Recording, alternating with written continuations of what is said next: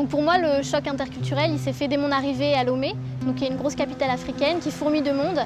On voit du monde dans les rues partout, à n'importe quelle heure du jour ou de la nuit. Et tout le monde se salue, tout le monde se dit bonjour, tout le monde demande des nouvelles de la famille sans même se connaître. Donc cette proximité avec les gens était pour moi nouvelle.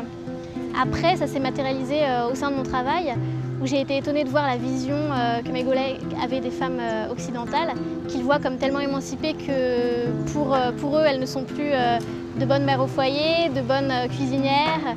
Et mes collègues, notamment féminines, étaient étonnées de voir que je savais faire la vaisselle. Et donc ça les a étonnées la première fois où elles m'ont vue laver mes plats.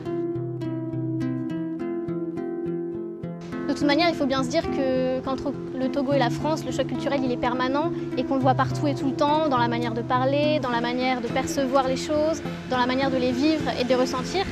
Donc les 6 premiers mois, c'est vraiment un étonnement permanent. Donc aujourd'hui, après 3 ans de volontariat, oui, je me sens intégrée, mais il faut savoir que ça n'a pas toujours été facile. Personne ne nous attend forcément. Et donc, étant donné que c'est nous, en tant que volontaires, qui arrivons dans un pays qu'on ne connaît pas, d'une autre culture, on doit s'ouvrir à l'autre, apprendre à connaître les autres, s'ouvrir à une autre culture.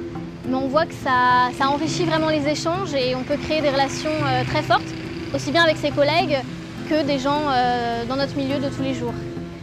Pour certains, aujourd'hui, maintenant, je ne suis plus Jérômine la volontaire, mais Jérômine tout court. Même s'il est vrai que pour d'autres, je suis aussi Jérômine la blanche, la yovo.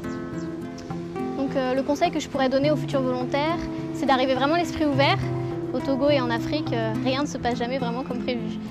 Je pense aussi qu'il faut s'intégrer certes, mais ne pas s'oublier.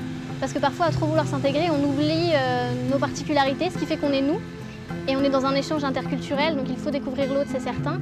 Mais l'autre doit aussi nous découvrir.